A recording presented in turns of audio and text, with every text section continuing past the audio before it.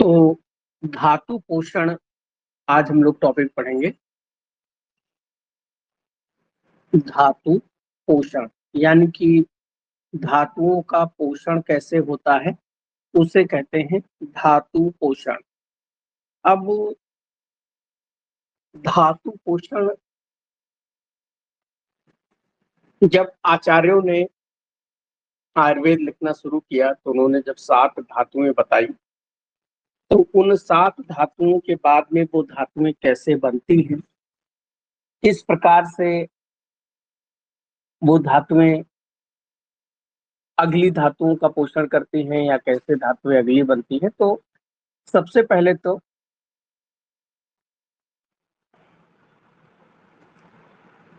आहार से धातु कैसे बनती है, इसके बारे में हम लोग पीछे पाचन क्रिया में देख चुके हैं।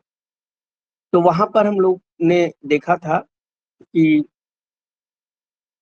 आहार हमने ग्रहण किया, इसके ऊपर जठराग्नि ने काम किया।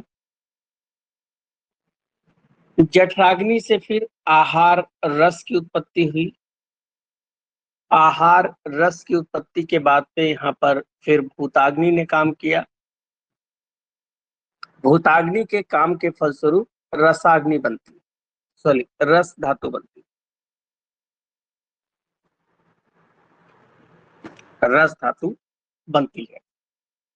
तो एक श्लोक हम लोगों ने पढ़ा है आयुर्वेद में, रसाद रक्तम, बहुत इंपॉर्टेंट श्लोक है। रसाद रक्तम, देखो ये जो शब्द लिखा हुआ है ना, इस शब्द को आप इस प्रकार भी लिख सकते हैं, रसाद प्लस रक्तम, है ना। रस आद मतलब रस से, तो श्लोक क्या है, रसाद रक्तम ततो मांसम,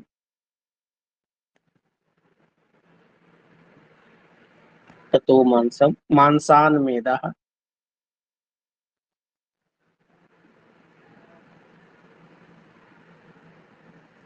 मांसान मेदा प्रजायते।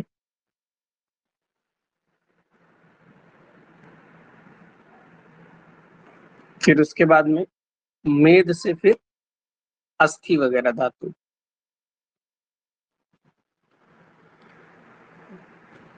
मेदसो अस्थि,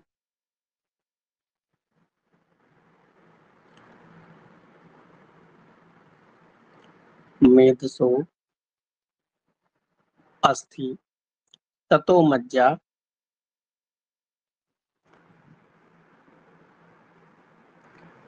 ततो मज्जा, मज्जा शुक्रम,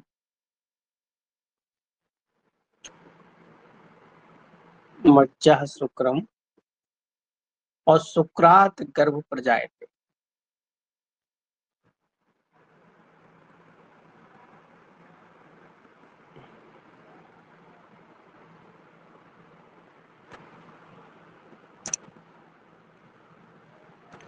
तो आयुर्वेद के अनुसार रसाद रक्तम यानी रस से रक्त धातु, और ततो मांसम फिर रक्त से मांस, मांसान मेदा और मांस से मेद, मेदसो अस्थि, मेद से अस्थि, और अस्थि से मज्जा,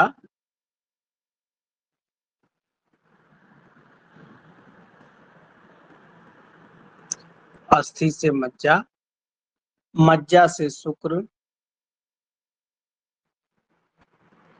और गर्भ की उत्पत्ति होती है।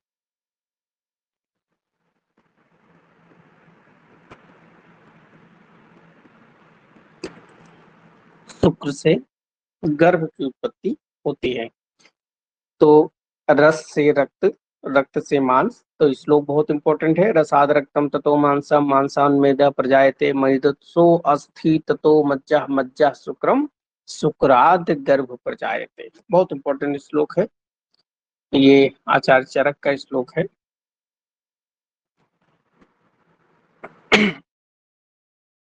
अब इसमें कई बार प्रश्न मन में होता है, क्या आचार्यों ने जो सही बताया है ये गलत बताया है। तो अभी रिसेंट में अमेरिका में एक आदमी को बोन मैरो ट्रांसप्लांट किया गया। ब्लड कैंसर हो गया उसे, उसके बाद में फिर बोन मैरो ट्रांसप्लांट किया गया। बोन मैरो जो है, जब ट्रांसप्लांट किया गया, और बोन मैरो को आयुर्वेद में क्या कहते हैं, मज्जा धातु कहते हैं। तब देखा गया कि ये जो बोन मैरो है, उसके अंदर जब स्पर्म का डीएनए चेक किया गया,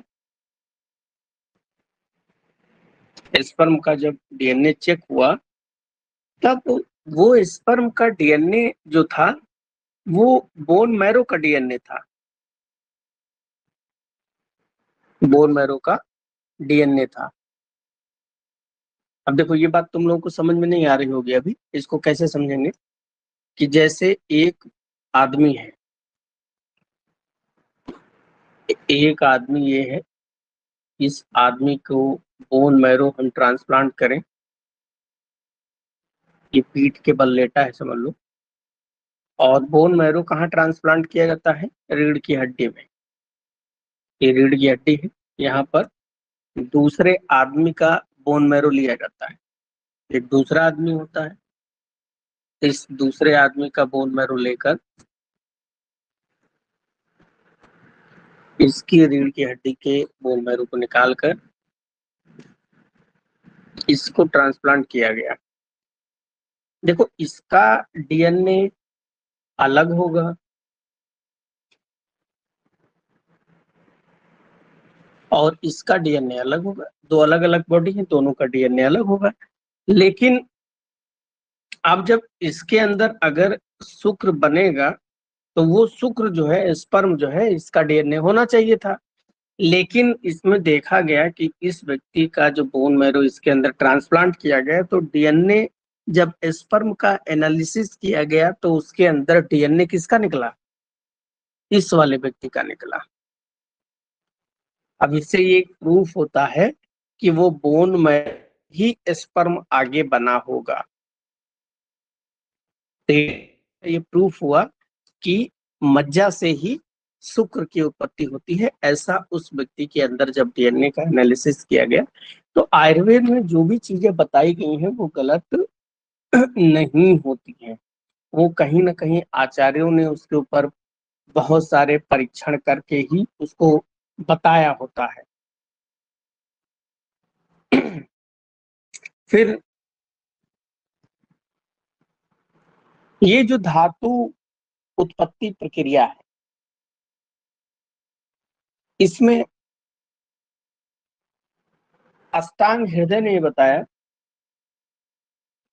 कि जैसे रसाग्नि, रस धातु है, रस धातु के ऊपर जब रसाग्नि काम करती है, तो ये रसाग्नि रस धातु के ऊपर जब काम करती है, तो इसको दो भागों में विभाजित कर देती है।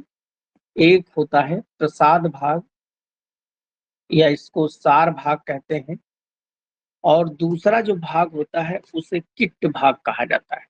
किट्ट यानी कि मल भाग कहा जाता है। तो हम लोगों को पता है कि रस का जो किट्ट या मल भाग होता है वो होता है कफ, और दूसरा जो प्रसाद भाग होता है, इसमें भी यहाँ पर दो भाग होते हैं। एक भाग होता है स्थूल भाग, और एक होता है सूक्ष्म भाग। स्थूल और सूक्ष्म। स्थूल भाग क्या करेगा, स्व धातु पुष्टि, यानी कि जो रस धातु है उस रस धातु की दोबारा से रस धातु में जाके मिल जाएगा, दोबारा से उसकी पुष्टि करेगा, ये करेगा स्वधातु। दूसरा जो इसका भाग होता वो उपधातु का निर्माण करेगा। वो क्या करेगा? उपधातु निर्माण। जैसे हम लोग जानते हैं कि रस धातु की जो उपधातु है वो स्तन्य और आर्तो। कुछ आचार्यों ने आर्तो बताया, आचार्यों ने आर्तो नहीं बताया। सूक्ष्म भाग जो होगा, ये सूक्ष्म भाग अगली धातु का निर्माण करता है। अगली धातु यानी कि रक्त धातु का निर्माण करेगा।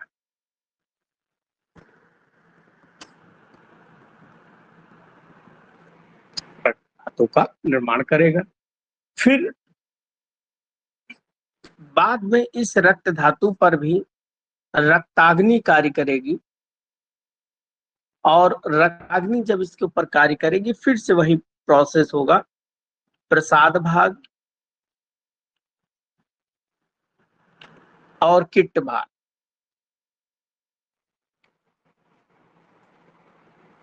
किट्ट या मल भाग।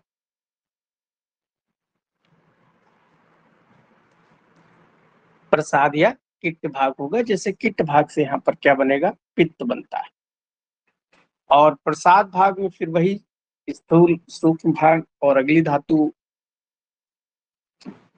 मांस की पुष्टि होती है।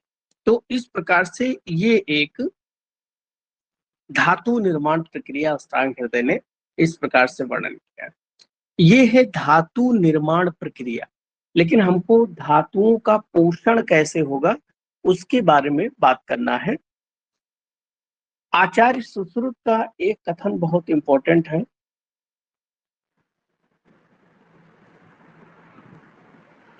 आचार्य सुश्रुत ने ये बताया कि धातु जो है वो कितना टाइम लेता है बनने में। तो आचार्य सुश्रुत ने कहा कि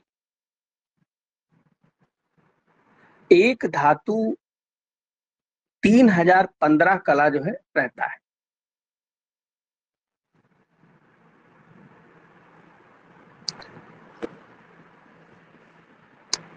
रस धातु प्रत्येक धातु में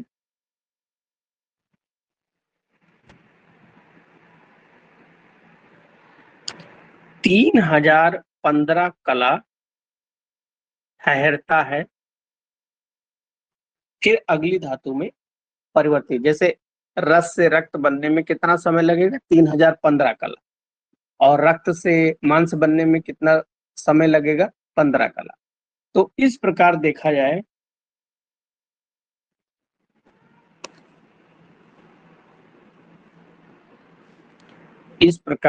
जाए तो रस से धातु जो है शुक्र धातु बनने में 18,090 कला लगता है। बहुत इंपॉर्टेंट, ऐसे ही क्वेश्चन पीजी में पूछे जाते हैं। कितना समय? अब देखो, रस धातु से शुक्र धातु, बीच में ये मत भूल जाना, ये नहीं रक्त भी बनेगा।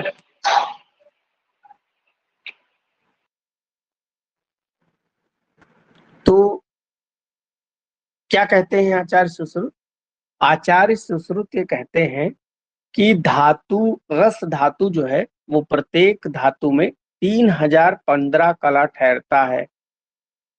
तो रस से रक्त बनेगा, फिर उसके बाद में फिर मांस बनेगा, फिर मेद बनेगा, फिर अंत में जब शुक्र बनता है तो टोटल रस से शुक्र बनने में कितना समय लगेगा? 18,090 कला लगता है। 18,090 कला का मतलब होता है 1 माह का समय लगता है, 1 मंथ। तो अब दोबारा से अब दिमाग में लाओ ये चीजें कि रस से शुक्र बनने में कितना समय लगता है? 1 महीने का। पुरुषों में शुक्र और स्त्रियों में आर्थों का निर्माण होता है। लेकिन ये बात पूर्णतः सत्य नहीं है, ऐसा भी आचार्य कहते हैं। ये एक नॉर्मल व्यक्ति के लिए बताया गया है। लेकिन कभी कभी क्या होता है, जैसे कुछ लोग अश्वगंधा चूर्ण खा लें,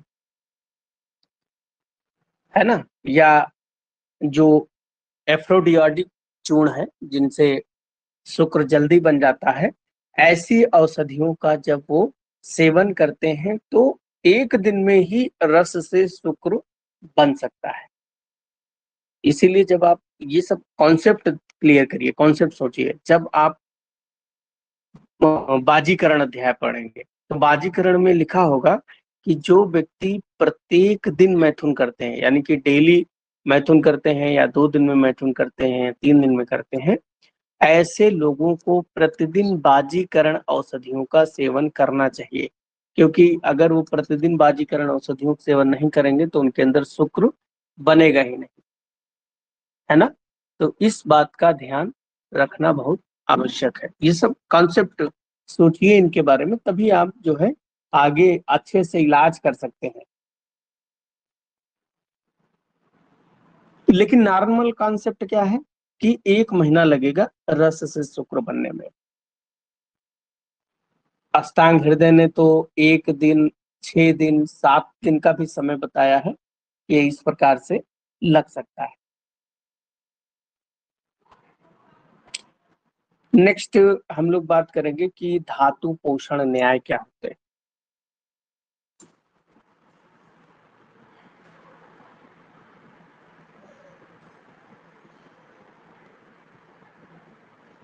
एक पॉइंट जो है पीछे यहीं पर लिख लेना कि बाजीकरण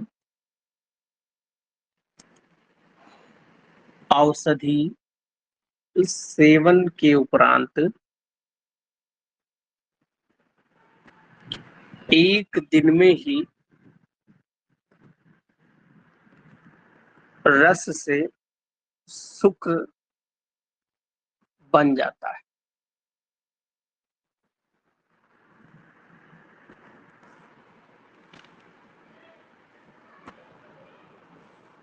अब हम लोग बात करेंगे धातु पोषण न्याय, यानी कि धातु किस प्रकार से पोषण प्राप्त करती है। इसके पीछे मुख्य रूप से 3 न्याय का वर्णन किया गया है।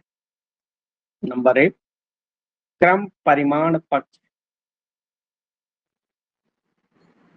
क्रम परिणाम पक्ष, या इसे ही कहते हैं क्षीर दधी न्याय। दूसरा है केदारी कुल्या न्याय।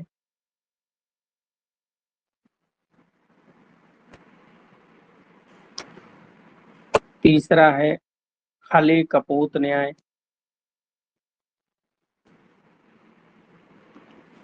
एक चौथा होता है एक काल धातु पोषण पक्ष।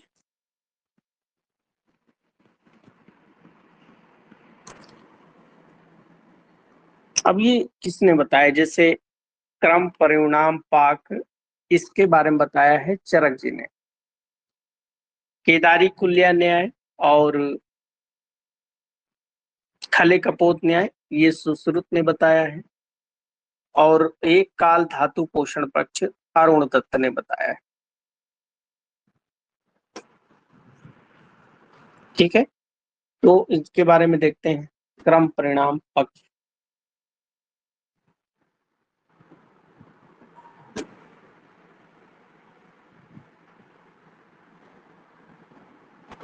क्रम परिणाम पक्ष, या इसे कहते हैं सर आत्मना परिणत पक्ष, या इसका एक नया और क्या है, क्षीर दधी न्याय। मुख्य रूप से क्षीर दधी न्याय के रूप में ये फेमस है। क्षीर दही न्याय के रूप में ये मुख्य रूप से फेमस होता है आचार्य चरक में। अब इसको समझते हैं क्या होता है। तो जैसे ये कहा गया है क्षीर दही, जैसे ये एक बर्तन है, इस बर्तन में दूध भरा हुआ है, हमको इससे दही बनाना है। दूध से क्या बनाना है? दही बनाना। दूध से दही बनाने के लिए हमको क्या करना होता है? इस दूध को थोड़ा सा गुनगुना करके 1 चम्मच दही लीजिए, मतलब 1 चम्मच लिया आपने, और उस 1 चम्मच में क्या लिया आपने? दही ले लिया।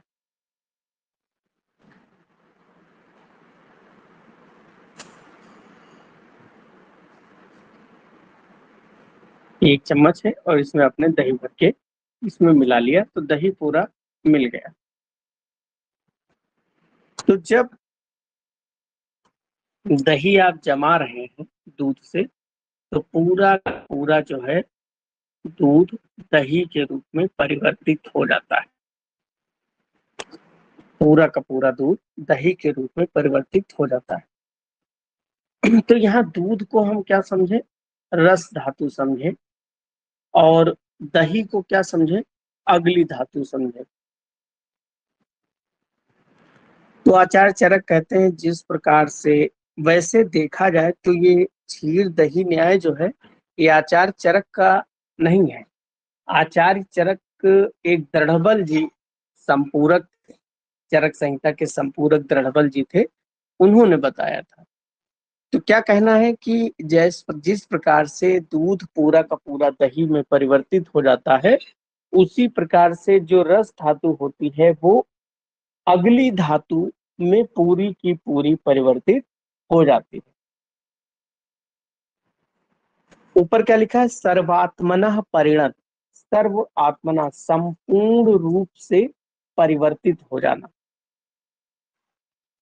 इस शब्द का मतलब का लिख लें, सर्वात्मा परिणत मतलब संपूर्ण रूप से परिणत होना। परिणत होना का परिणत मतलब बदल जाना। तो पूरी की पूरी रस धातु अगली धातु में बदल गई।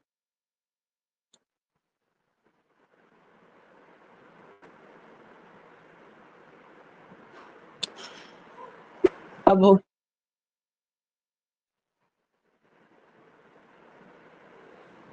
अब ये सही है कि नहीं सही है, ये पक्ष माना जाए कि ना माना जाए? तो जैसे न्याय लिखने के लिए आएगा तो समझ में आ ही गया कि जिस प्रकार से दूध दही में पूरा पूरा पर जम जाता है परिवर्तित, उसी प्रकार से अब इसका खंडन अगर देखा जाए कि इसका खंडन कैसे किया जाए, खंडन में अगर देखा जाए तो आहार रस से रस धातु बनने में 1 दिन लगता है,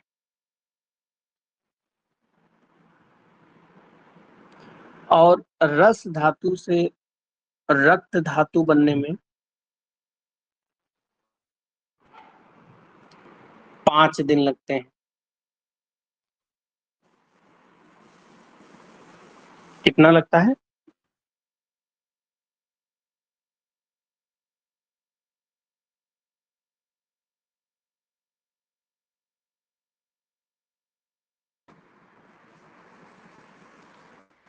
दिन भूखा रखें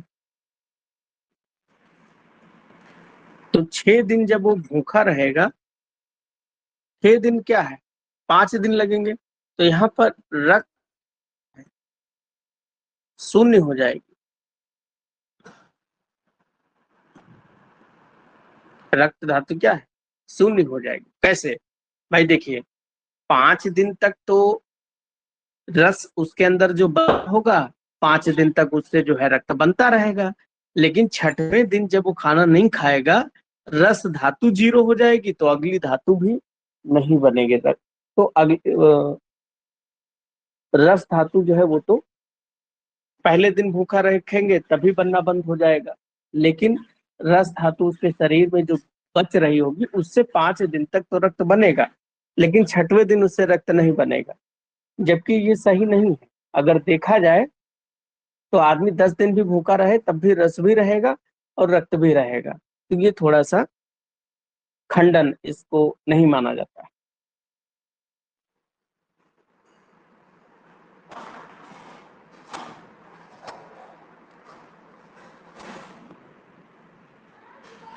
नेक्स्ट देखें।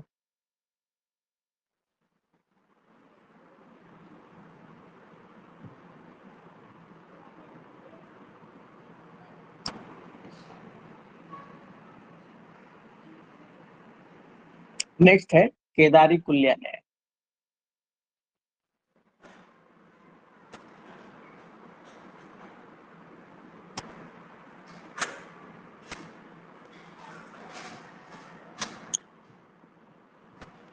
केदारी कुल्या न्याय को समझने के लिए सबसे पहले हम अगर ये समझ जाएं कि केदारी और कुल्या क्या है।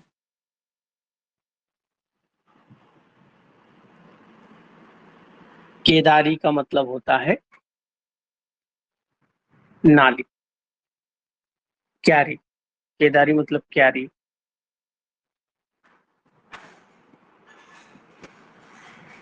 और कुल्या का मतलब होता है नाली।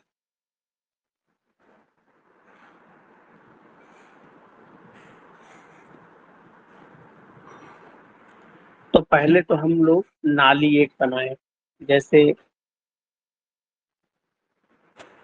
ये एक नाली अगर है,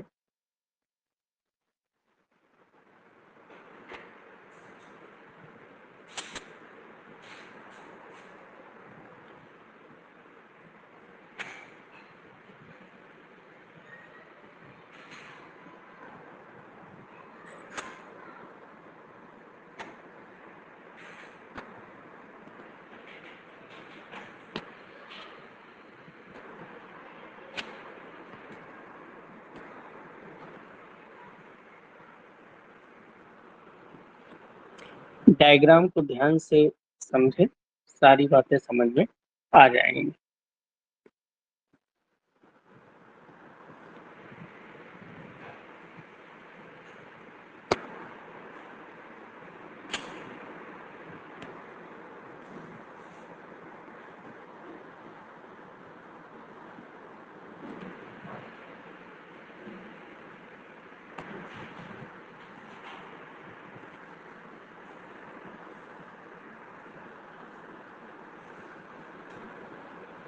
ये अब इसको देखें थोड़ा समझ।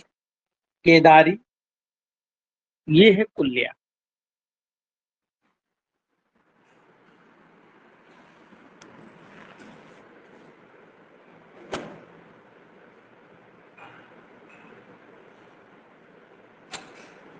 ये क्या है? ये है कुल्या।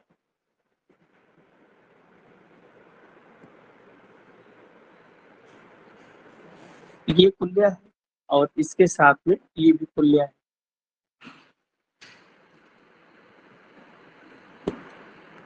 कुल्या मतलब नाली। और इसके बगल में जो बनी है वो है क्यारी। ये क्या है? क्यारी। ये भी क्यारी है, ये भी क्यारी है, सभी क्यारी है आगे।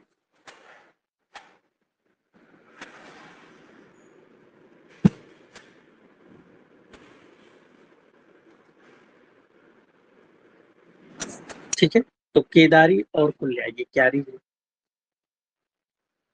तो जाहिर सी बात है, अगर कहीं ये जैसे नाली है और ये छोटी नाली है, क्यारी मतलब छोटी नाली है, तो ये क्या है? ये खेत है। ये खेत है। इन खेत की हमको क्या करना है? इस नाली के द्वारा यहाँ से पानी आएगा, तो पानी यहाँ पर कटेगा, पानी यहाँ पर आएगा, तो ये पूरे खेत की सिंचाई हो इस प्रकार से। तो केदारी कुल्या न्याय का कहता है कि जैसे खेत की सिंचाई के लिए नालियां बनी होती हैं, उसी प्रकार से शरीर के अंदर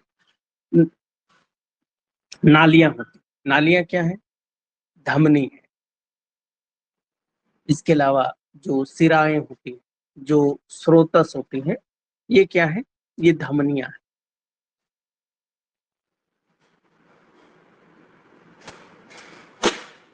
फिर यहां पर बहते हुए, जैसे ये नाली कुलिया को अगर हम यहाँ पर कंपैरिजन करें तो कुलिया को हम कंपैरिजन कर सकते हैं धमनी, सिरा, स्रोतस है। ये है कुलिया, या ये कहें तो इसको धमनी और सिरा कह सकते हैं। और जो क्यारी होती है इसको हम लोग कंपैरिजन कर सकते हैं स्रोतस। क्यारी क्या है? स्रोतस है। क्योंकि आप लोगों ने पढ़ा होगा कि जो एक्सचेंज होता है वो कहाँ पे होता है? स्रोतस लेवल पर होता है, कैपिलरी लेवल पर। इम्परमेबल होती है। क्या है? इम्परमेबल। अब ये जो पहला खेत है इसको हम माने कि ये क्या है? रक्त आशय है, रस आशय।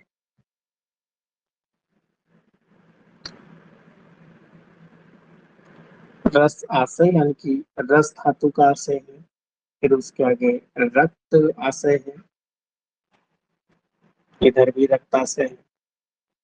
फिर रक्त के बाद में मांस, फिर मेद, फिर उसके आगे अस्थि,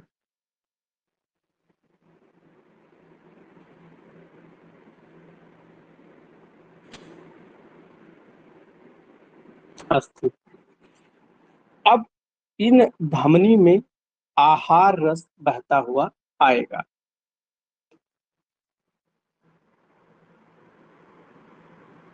आहार रस, ये आहार रस बहता हुआ आ रहा है। और ये आहार रस जब बहता हुआ इस प्रकार से आगे आता है, कहाँ पर आया? सबसे पहले कुल्ल्या नाली में आया। फिर ये छोटी नाली है, यहाँ पर जाएगा। यहाँ से फिर ये आहार रस कहाँ जाएगा? इस क्यारी में जाएगा।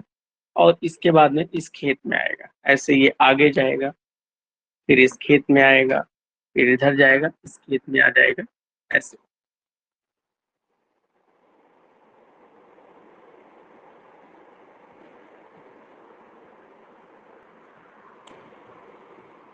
तो ये आहार रस क्या है? पहले कुलिया में आया, बड़ी नाली में आया, फिर उसके बाद में क्यारी में आया, और क्यारी से कहाँ गया? रस धातु के आशय में जब जाएगा तब क्या बन जाएगा?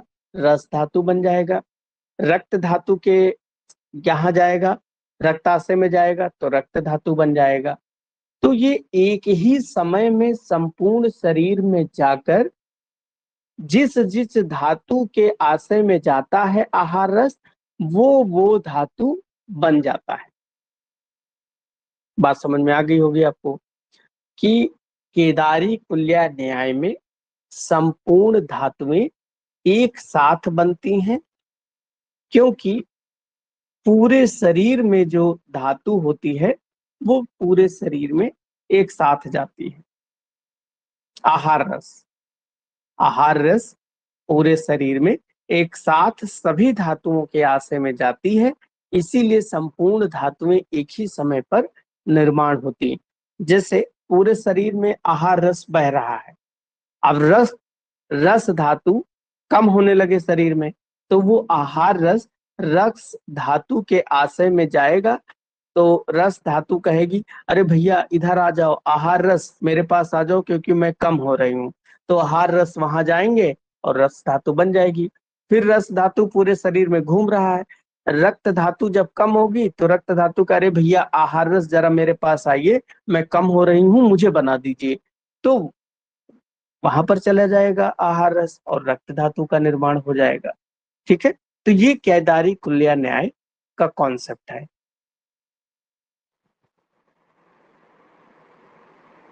ठीक है, तो इसको और थोड़ा आसानी से समझने के लिए एक चार्ट और है। जैसे आहार का सेवन किया गया, आहार के ऊपर जठराग्नि ने काम किया, इससे बन गया आहार रस, और इससे बन गया किट्ट भाग यानी कि मल। किट्ट यानी कि जो मल होता है, इससे निर्माण होता है उरीस का, मूत्र का।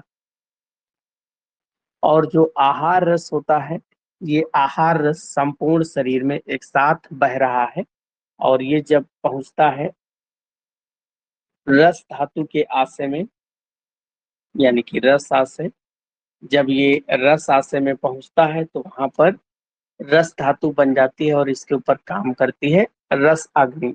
रसाग्नि काम करती है तो इसके दो भाग हो जाते हैं, सार भाग और दूसरा किट्ट भाग।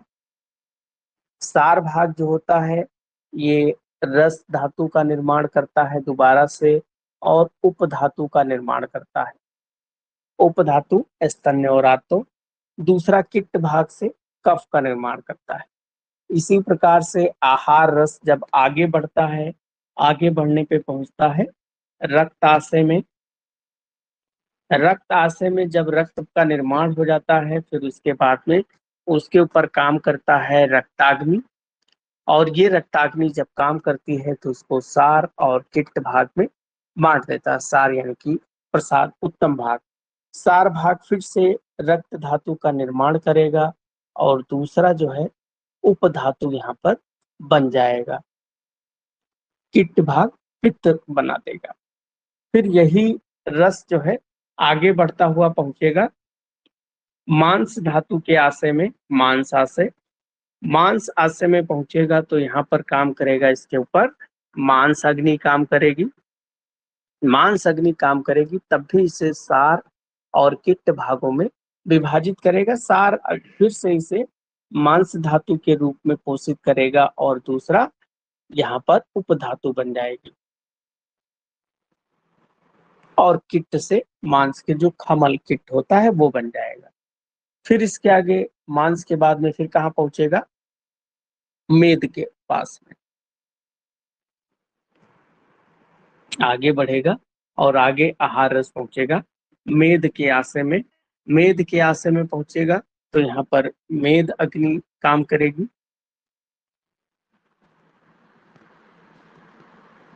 मेदाग्नि जब इसके ऊपर काम करेगी तो इसको फिर से सार और किट्ट भाग में विभाजित कर देगा। सार भाग से फिर से मेद धातु की पुष्टि होगी और उप धातु का निर्माण होगा, और किट्ट से मेद का जो मल भाग होता है। फिर इसके आगे अस्थि में पहुंचेगी, मज्जा में, शुक्र में। तो ये एक तरीके से क्या हो गया, आहार रस जब जा रहा है तो ये बड़ी नाली जिसको हम केदारी कुल्या कहते हैं, और छोटी नाली को हम केदारी कहते हैं। ठीक है,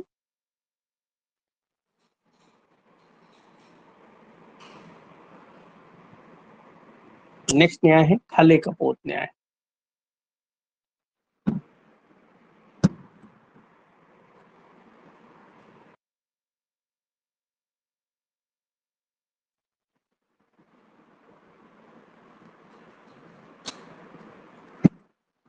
खले कपोत,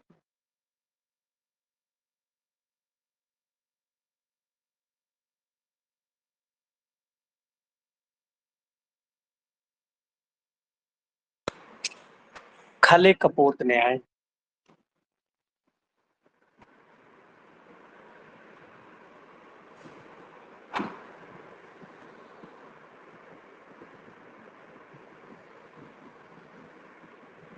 खले कपोत न्याय,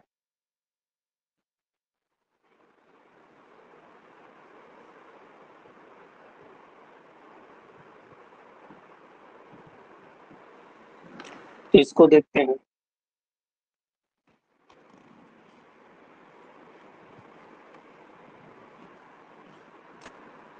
खले का मतलब क्या होता है, खेत या खलिहान,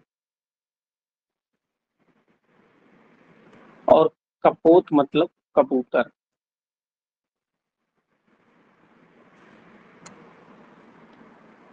कपोत मतलब कबूतर।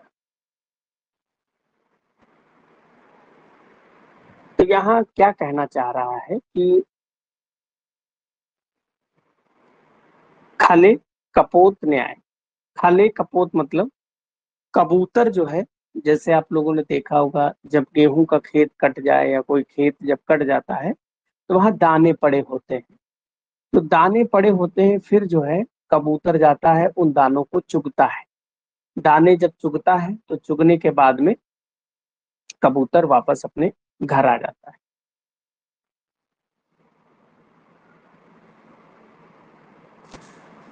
तो इसी प्रकार से आहार जो होता है वो जब बह रहा होता है पूरे शरीर में, तो जिस धातु को जिस सब्सटेंस की जरूरत होती है वो उससे ले लेता है। लेने के बाद में अपने आप का निर्माण उसी तरीके से करता है। कुछ लोग ऐसा मानते हैं कि जो कबूतर होता है वो जिस प्रकार से दूरी तय करता है, जैसे यहाँ पर देखें, अगर ये कोई खेत पड़ा हुआ है,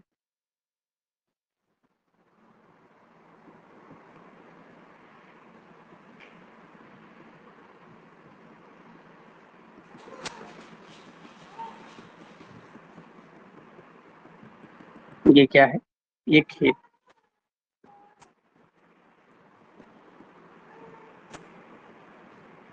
या इसको खले या खलिहान। अब इस खलिहान में कबूतर जो है, कबूतर का घर हो सकता है यहाँ हो, कबूतर ये हो सकता है, कबूतर का घर जो है हो सकता है यहाँ हो कबूतर, या हो सकता है कबूतर का घर यहाँ हो, या हो सकता है कबूतर का घर यहाँ हो, या यहाँ हो, कबूतर का घर यहाँ हो सकता है यहाँ हो। ये क्या है, कबूतर, कपोत।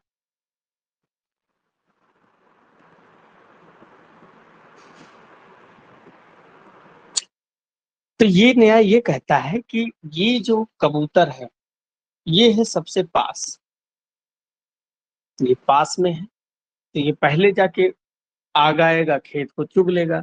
ये सबसे दूर है कबूतर, ये वाला, तो इसको टाइम लगेगा। तो आचार्य ने ये कहा कि ये पास में, यानी कि ये है रस धातु,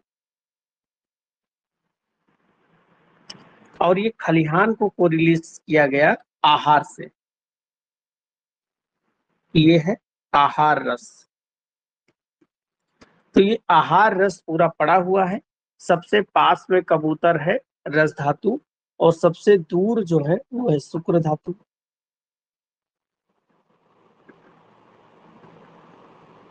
ठीक है, तो जो सबसे पास में है वो ज्यादा चीजें खा पी लेगा, ज्यादा बन, वो धीरे धीरे आएगा, तो इसका मतलब वो सबसे कम आएगा। ऐसा इस न्याय का मानना है।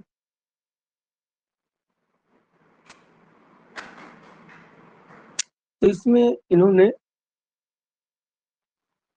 अपने अनुसार ही ये न्याय बना दिया गया, जबकि इसका कोई विशेष मतलब नहीं, लेकिन इसका दूसरा जो परिपेक्ष है उसका मतलब है।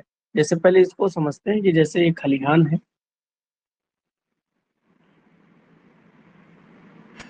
ये खलिहान है, एक सबसे कम लंबा रास्ता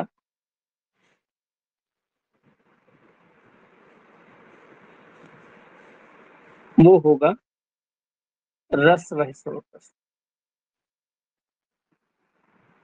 जिससे बनेगा क्या, रस धातु। और इस रस धातु के ऊपर फिर रसाग्नि काम करेगी, और इसको फिर से सार और पित्त भाग में इसका मेटाबॉलिज्म होगा। फिर उसके आगे उपधातु वो सब वैसे जैसे पिछले वाली बन रही थी। अब दूसरा जो रास्ता होगा, दूसरा जो रास्ता है, ये रास्ता, ये रस से लंबा रास्ता होगा, और ये जो रस से लंबा होगा ये रक्त के लिए होगा, रक्त वह स्रोतस। इससे बनेगा रक्त धातु, और रक्त धातु के ऊपर फिर रक्ताग्नि काम करेगी, और फिर से वही सारों। तीसरा जो है, इससे लंबा रास्ता, यानी कि रक्त से लंबा रास्ता, इसका होगा मांसवह स्रोतस। इससे क्या बनेगा, मांस धातु। मांस धातु फिर से इसके ऊपर मांसाग्नि काम करेगी, और सार और किट। फिर इस प्रकार से उससे अगला जो मेद है वो इससे लंबा रास्ता। तो ये इस प्रकार से खले कपोत न्याय का वर्णन किया गया है।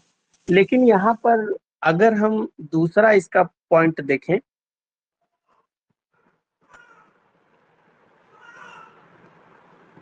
सेकंड कॉन्सेप्ट, जो कि ज्यादा ऑथेंटिक है। क्या ऑथेंटिक है कि कबूतर, कबूतर यानी कि कपोत, कपोत जो है ये खेत से दाना चुगता है।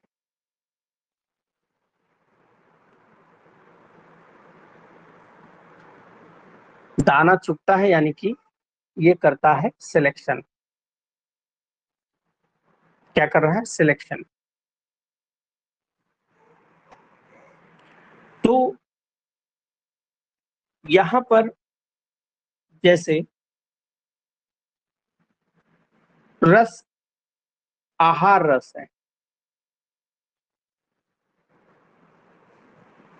आहार रस क्या है, ये पूरे खेत में है, खलिहान, और ये पूरे शरीर में क्या है, बह रहा है। तो इसमें आहार रस में पूरे खेत, इसमें क्या है, इसमें हो सकता आयरन भी हो, फोलिक एसिड भी है ना, इसमें B12 भी है, इसमें ग्लूकोज भी है, इसमें प्रोटीन भी है, इसमें फैट भी है, फैटी एसिड, ग्लाइसरॉल भी है, बहुत सारे सब है इसमें, फैट, प्रोटीन, अमाइनो एसिड, सारी चीजें हैं। ये बह रहा है पूरे शरीर में, और पूरे शरीर में जब बहता है तो यहाँ पर कोई एक रक्त धातु निर्माण होना है, और रक्त धातु निर्माण के लिए इसे चाहिए आयरन, इसे चाहिए फोलिक एसिड, इसे चाहिए ग्लोबिन प्रोटीन,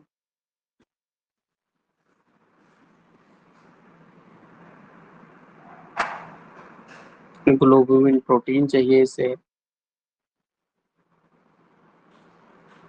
B12 चाहिए। इतनी सारी चीजें रक्त निर्माण के लिए चाहिए। जब ये पूरी तरीके से बह रहा है और इसके अंदर से सिलेक्शन, यानी कि ये सेल है, सेल मतलब कबूतर, ये जो सेल या कबूतर है ये क्या करेगा, इसको चुग लेगा।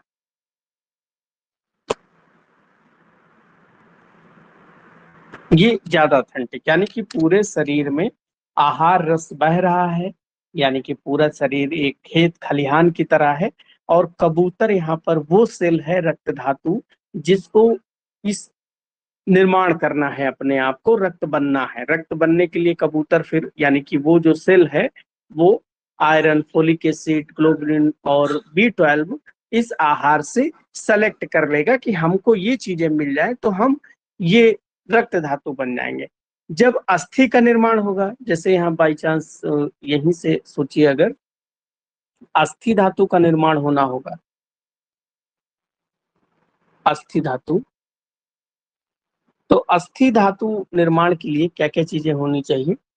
कैल्शियम हो, फास्फोरस हो, फॉस्फेट हो, प्रोटीन हो, ये सारी चीजें जब मिलेंगी तो अस्थि बन जाएगी। तो ये सारी चीजें जो है हड्डी जो है चुग लेगा, तो अस्थि धातु का निर्माण हो जाएगा। तो इसे हम लोग खले कपोत न्याय समझते हैं। देखो, एक अरुण दत्त जी का था, एक काल धातु पोषण पक्ष।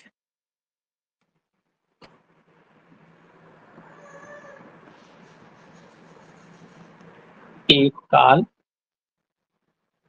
धातु पोषण पक्ष। तो ये अरुण दत्त जी ने कहा कि एक समय में, एक काल धातु पोषण यानी कि काल मतलब समय, एक समय में आहार रस सभी धातुओं के स्रोतों में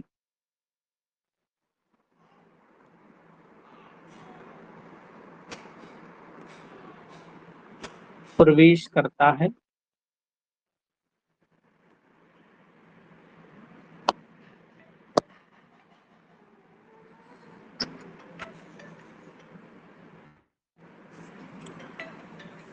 प्रवेश करता है और रक्त आदि धातुओं का निर्माण करता है।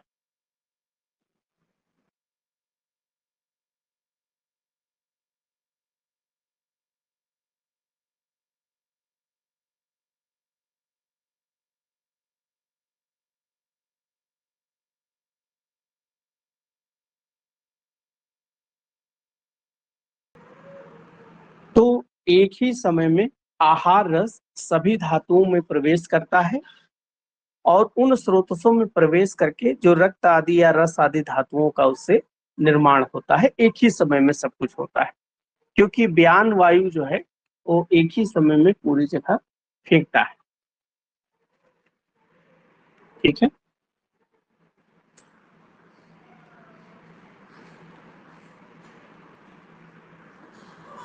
चलो बस आज इतना ही, बाकी कल पढ़ा जाएगा।